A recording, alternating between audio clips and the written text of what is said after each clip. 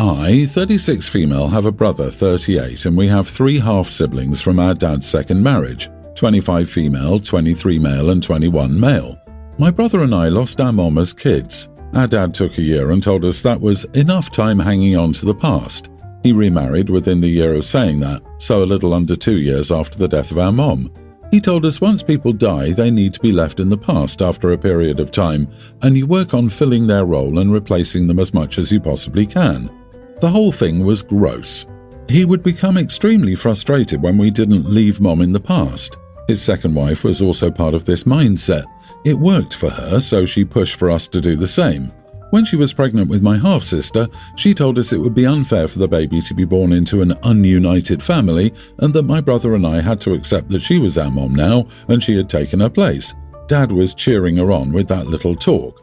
My brother and I were never close to our half-siblings. They picked up a lot of their parents' attitude about we should leave mom in the past and let the second wife be the mom. They blamed us because others knew we were not a true nuclear family and instead were a blended family. I never cared. My brother enjoyed seeing dad and second wife have egg on their face when they would claim we were her kids, and people knew because of us that she was a stepmother at best, but more likely a dad's wife. The second wife died a few months ago. Half-siblings all believed Dad would be widowed for the rest of his life and not remarried because he loved their mom so much. They wanted to talk to him about having one of them live with him or for him to live with half-sister. He told them he was already looking for his replacement wife. Half of my siblings went nuts and tried to involve my brother and me, but this has nothing to do with us. Neither of us has talked to Dad in almost 2 decades. We hardly talk to them even. My half-sister decided she wanted a face-to-face talk about this with me, where she tried to say, as the only 2 girls, and how unfair it was to her mom for her dad to replace her. She told me we needed to get on board and help them with Dad and figure out how to stop him. I told her that was none of our concern and Dad replaced my mom, so I wouldn't care if he replaced someone I never cared about. She told me I should care, and her mom did an amazing job with my brother and me. I told her she and her brothers are adults and are way older than my brother and I were when we lost mom and dad remarried, so they can figure this crap out with dad without us. I also reiterated I would not lend any assistance with this. I was told I was a crappy sister, person, daughter, and that I suck. Am I the idiot? Not the idiot. What in the goldfish memory is this? They forgot that their stepdad had already shown he had no problem remarrying.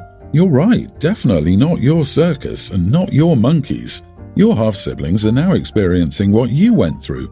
I wonder why they thought your dad would be any different now. Well, because it's their mum. The dad clearly loved their mum more than the first one, or they're delusional basically. Some people cannot be alone and your father seems to fit into that category.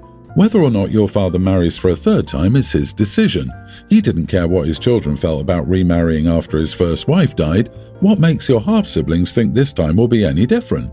You're all adults, and it's not a problem that has to be solved, and you told your sister as much.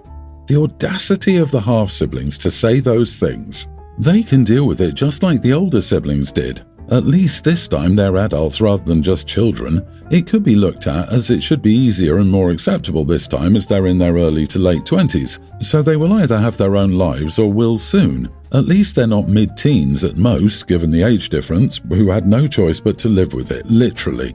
It amazes me sometimes how utterly oblivious people can be when irony, karma, or whatever you want to call it, just smacks them in the face like a dead fish. I'm baffled that, rather than finally thinking, oh wow, I finally get where OP and her brother were coming from, we should probably discuss this, maybe I should apologize, or something along those lines, she instead goes down the path of denial and, but it's different in this case, i.e. it's different because the stepfamily is the one affected now. Sorry about this situation, I understand the no contact. I can't believe I have to say this, but not everyone lives near a huge shopping area. I don't even know where the nearest Target is because it's not close. Sometimes your options get really small really quickly with physical shopping. I'm so tired of this. My daughter-in-law is extremely picky about what goes into her home. It must follow all of her rules. It can't be from a company she doesn't support. Basically, there's no plastic, no overstimulating colors, no small pieces, and no large toys since they take up too much space. I've tried time after time to get her something she'd like. I've asked for lists, but I never get any. I thought for my granddaughter's birthday, preschooler a few months ago, I found the perfect wood train set. Apparently not, it was too loud for them to play with. I tried to get her a nice knife set, but she didn't support the company. I don't even know what was wrong with the company. Pioneer Women Knives. It was a decent set, not super high-end. I reached my limit today. I got my granddaughter her own stuff for a Christmas tree in her room. I had permission to do this. We went shopping and she picked out her own light and ornaments.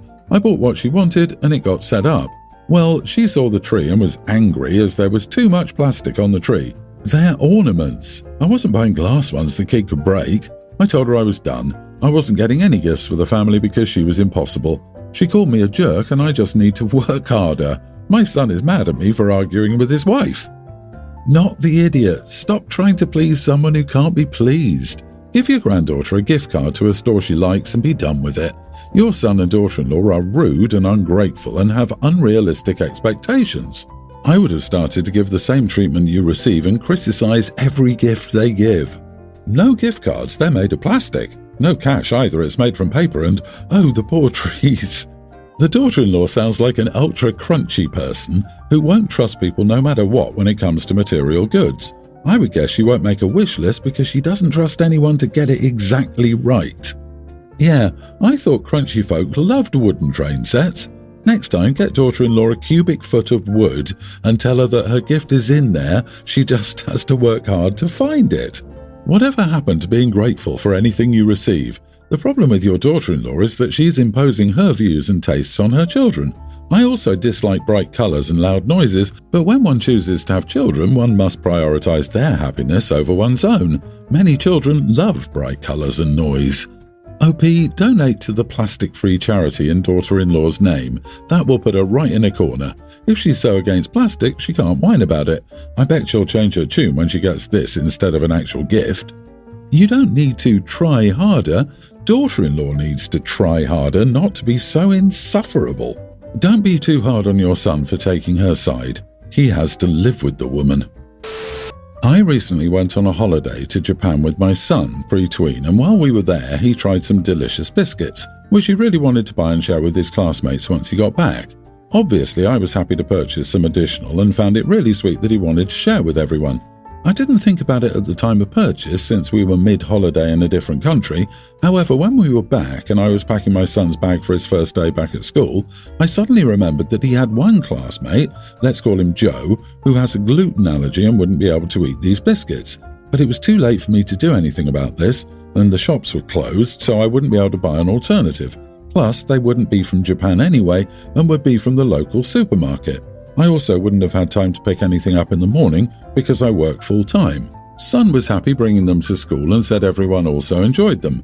However, I got an angry phone call from Joe's mum saying that I shouldn't have let my son bring in those biscuits, knowing that her son would be excluded. She said that I should cater to allergies, especially children's allergies, which I would understand if it was, for example, a life-threatening peanut allergy. But should gluten intolerance be treated with the same extreme caution? I'm not sure if I was the idiot for still allowing my son to bring in the biscuits despite my knowing one kid wouldn't be able to have any. Edit, I know about Joe's intolerance because it's happened before with other parents bringing in classroom snacks and events. Joe wouldn't eat any of the snacks brought in unless they've been made 100% sure there's no gluten in them. And when there's been a school event, I think they always have something separate for him. For the biscuits my son brought in, the ingredients were in Japanese, so the teacher let Joe know and he didn't have any. Not the idiot, I'm celiac, my 5-year-old is also, and even if you sent something gluten-free in for him, I wouldn't have allowed my son to eat it. The risk is too much.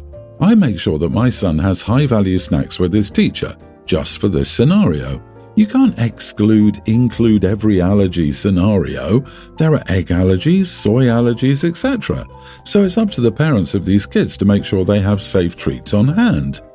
I love people who think that the world is spinning around them. It's a nice gesture to bring sweets from Japan. It's also nearly impossible to buy something gluten-free even in Tokyo, and even if you get something from one of the few bakeries, it's not so tasty, trust me.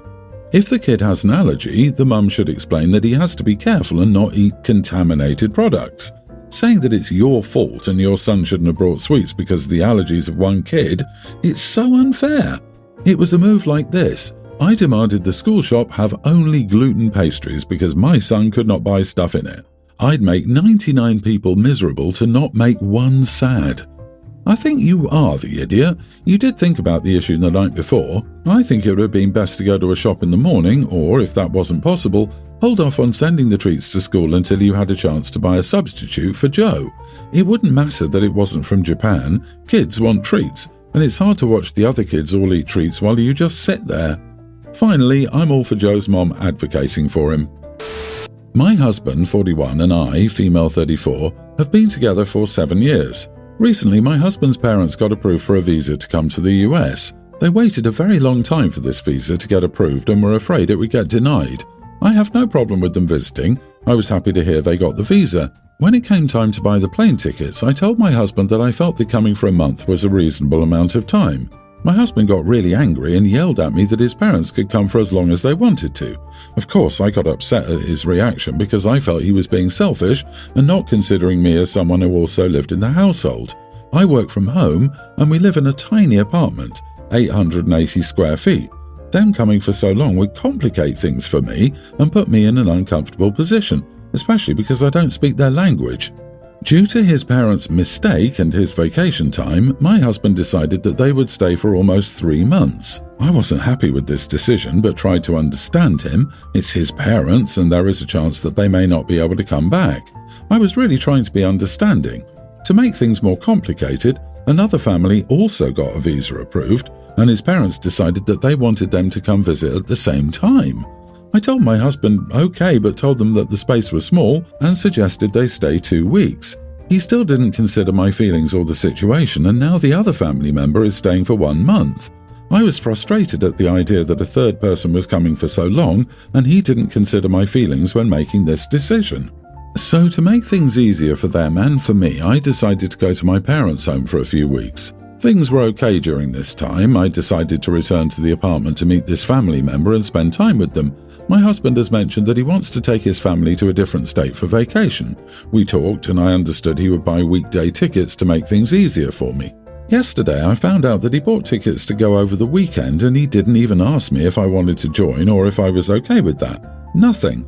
It made me feel very sad and upset that he didn't consider me when making these decisions, especially because he bought the tickets days ago and didn't even feel like I should know. I was very upset. I felt like I wanted to cry, so I went to my room. My husband got upset at my reaction and left the house with his family. After a few hours, they returned and I asked him to talk. I told him his actions made me feel betrayed, left out and unloved. He got super angry and started yelling at me. His family was in the room next door and could hear his yelling. I was trying to express my emotions respectfully, but that seemed to trigger him even more.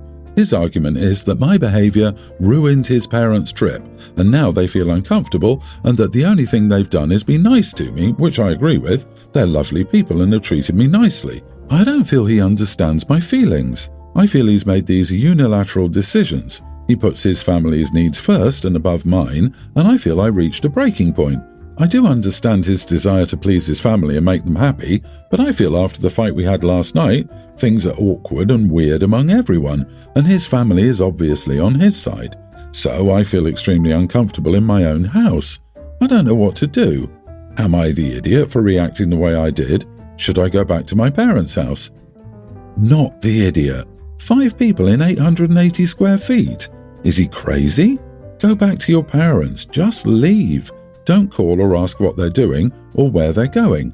Basically, ghost him and see how long it takes for him to realize you've left. Every single time you open your mouth, he flips out. Why would you stay with him? He's very selfish and only cares about himself. Go back to your parents' house permanently and ditch this guy. I bet anything he yelled because he wanted them to hear. He wants them to think he's in charge. He's being disrespectful.